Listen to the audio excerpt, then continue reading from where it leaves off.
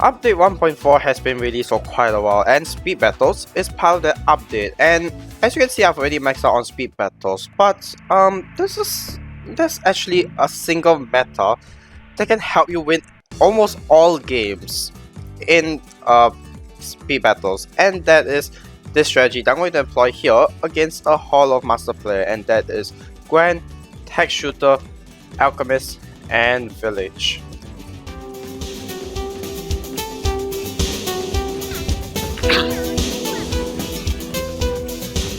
Hello everyone and welcome back to another Battles 2 video, and this time we are playing speed battles to demonstrate to you guys this strategy. So as you can see, speed battles is vastly different from a normal game, the differences of which I'll go through later. But for now, we're going to start off by getting a 003 Tack Shooter just so that we can get a Blade Shooter ASAP, and then we're going to get even faster shooting.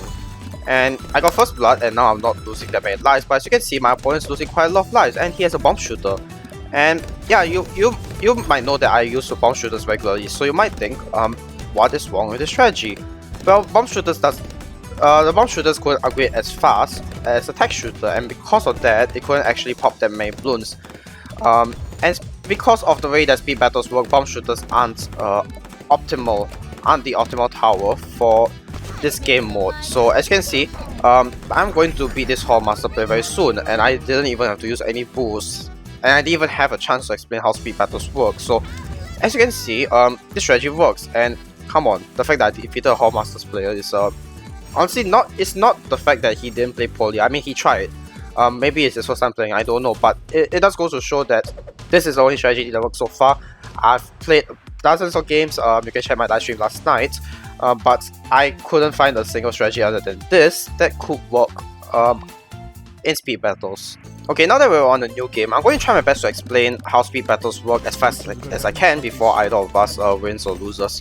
So the way speed battles work is that, first off, Bloons will move faster, as you might notice, which is why people are having trouble defending with bomb shooters, which actually was the first strategy that I tried, and it failed spectacularly. And it's for this very reason. The fact that the Bloons move too fast means that the bomb shooters are unable to catch up with them. And second of all, you might notice that Bloons sense unlock 1 round earlier, so you can send stronger Bloons way earlier. And once again, I didn't have the opportunity to explain everything in time because people are still figuring this out, so that's another problem.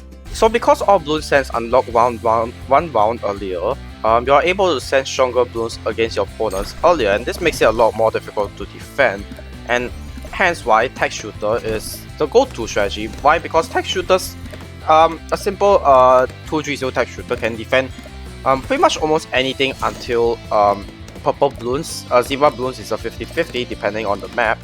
But yeah, a 230 Tack Shooter is able to defend a lot of Bloons in the early and mid game. So, and because it's so cheap, this is why a lot of people, sorry, not a lot of people, but this is why this is the only strategy that will work so far anyway. So if you don't have a Tack Shooter start, there's almost no way for you to you know, beat this game at all. So another difference between this and a regular game is that you might notice that you're given income faster. So you might notice that this thing is going faster. Now normally the game will give you income every 6 seconds, but in speed battles it's for every 4 seconds. So basically 1.5 times faster, and this means that you earn income a lot faster, in addition to the fact that you unlock more powerful Bloons, which allows you to which gives you better access to eco. So that's the basic difference between speed battles and a regular game. So I find that speed battles is pretty fun actually, but the fact that Tack Shooter seems to be the only strategy that works so far, and as you can see, we've managed to go to round 5 because both of us have Tack Shooters. Yeah, this is something that probably needs to be fixed, and I'll probably address that in a future video.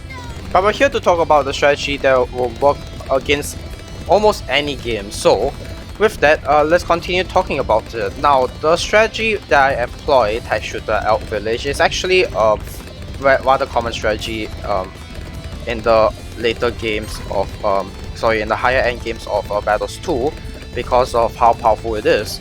but I'm going to try and keep it as simple as I can for those of you who don't know how the strategy works. So most people start off with a 230 Tack shooter, start off getting a 003 Tack shooter, aka blade shooter, and then you upgrade it to a 230. Now normally you wouldn't upgrade to a Ring of Fire like soon, but in this case I am upgrading it ASAP because in speed battles we gain money faster, so we can do that. So it's an option that we had, and we have used that option. In the meantime, for speed battles we are just going to get these 2 Tack shooters, and this will allow us to defend purple rushes and let Bloons at the same time. Now it's also important that you get camo defenses because unlike a regular game, camo Bloons unlock at rounds 11. So you have to get radar scanner as soon as possible once you unlock these 2 towers. Now if you couldn't get radar scanner in time because you don't have enough money, an option is for you to stop sending Bloons, or you don't have to upgrade your towers to the max. So now that we've done this, defense should last until around 16, 17 around there. So we're going to keep it at that for the time being, and then might as well get jungle jumps while we're waiting. Okay, I'm not exactly sure what's wrong with my opponent's connection, but that's besides the point.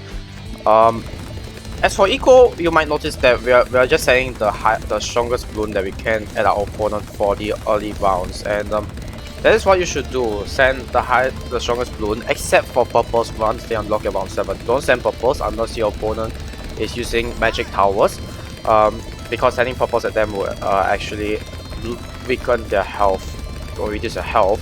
So you'll force them to, you'll either make them lose or you'll be forcing them to upgrade to something better. And then once you're done, once single Z-bars are no longer an option, you can send group yellows. Now you can also rush at them, but chances are if they make it to this point, they already have a pretty good defense. So I wouldn't try my luck against that. Now in order to boost your eco, what you can do is get a bottom path village, Monkey Town for instance.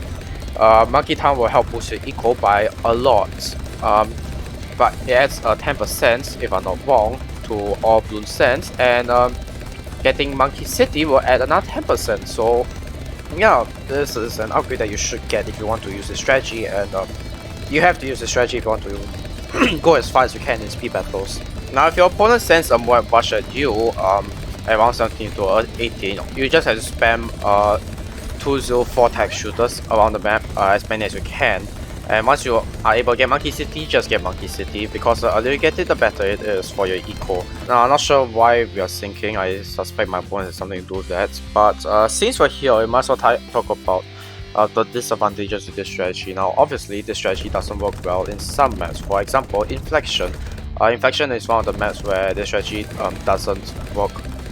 No, it doesn't work at all. It works, but very poorly. So I don't recommend you use it on Inflection. Try to change map. It does work on ports, but you have to pray that A, your opponent doesn't send you rushes, and B, if you want it to work on ports, you have to sell one of the boxes near the port itself. So that's another thing you have to watch out for. And I haven't tried this strategy on the hexagon looking map, which I forgot what's its name, and this seems to be a very weird bug, but we'll let it slide.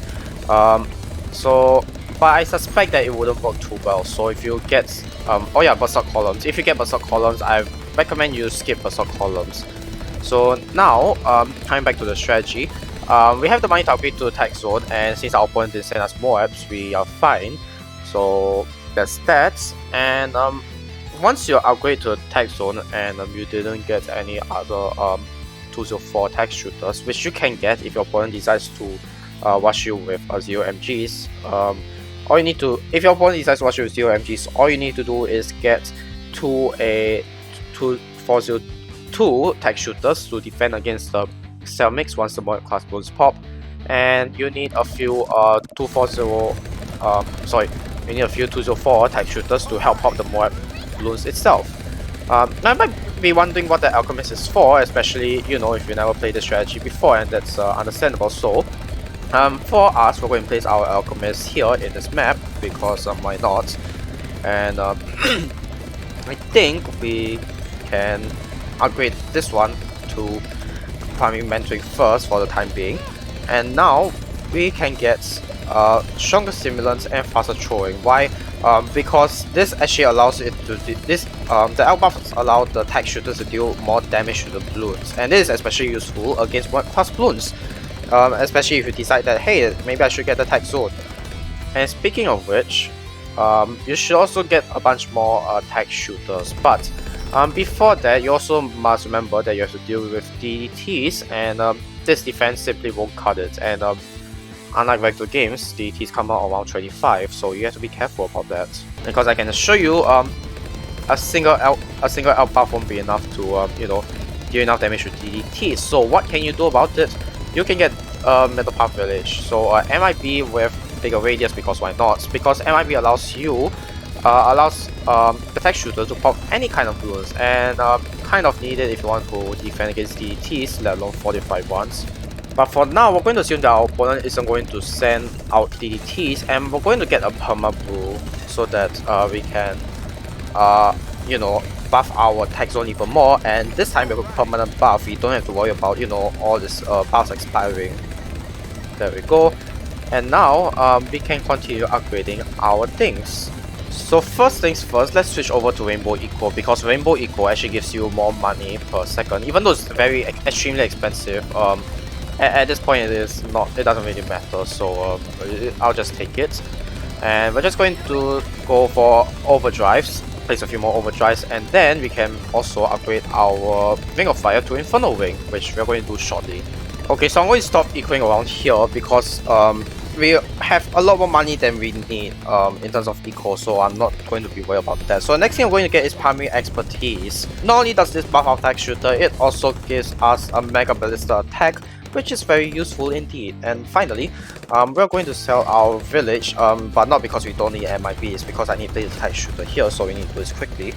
So let's sell this, place our Tack shooter here, and then we can place our village behind this, our MIB village over here. There we go. And now this allows us to buy even more overdrives. And while we're here, we might as well get a Super Maelstrom, but that's about it for defenses I'm going to get. Why? Because I'm going to send my opponent in a few bats. Because even though my opponent's defense can do well for anything up to ZOMG, the ice towers won't be that good against a bat, and because he doesn't have an alch buff, he is very susceptible to bats. So we're going to wait for a moment to wait a while before we send a bat, so that, you know, we can up our eco as much as possible. Okay, let's do it now. Let's send 3 45 bats in a row. Because all Bloons move faster, this means that he won't have as much time as before to send to how do we put it? He won't have as much time as he used to defend against them. And you might notice that bats move incredibly fast here, and I have no idea what my opponent is doing, trying to you know, use a Blade Maelstrom against bats. It seems pointless if you ask me. But yeah, it barely got damaged, as you can see, so yeah, it's a shame. And now, let's use our boost. And there we go, we have defended against a DDT rush, 45-1 at that too.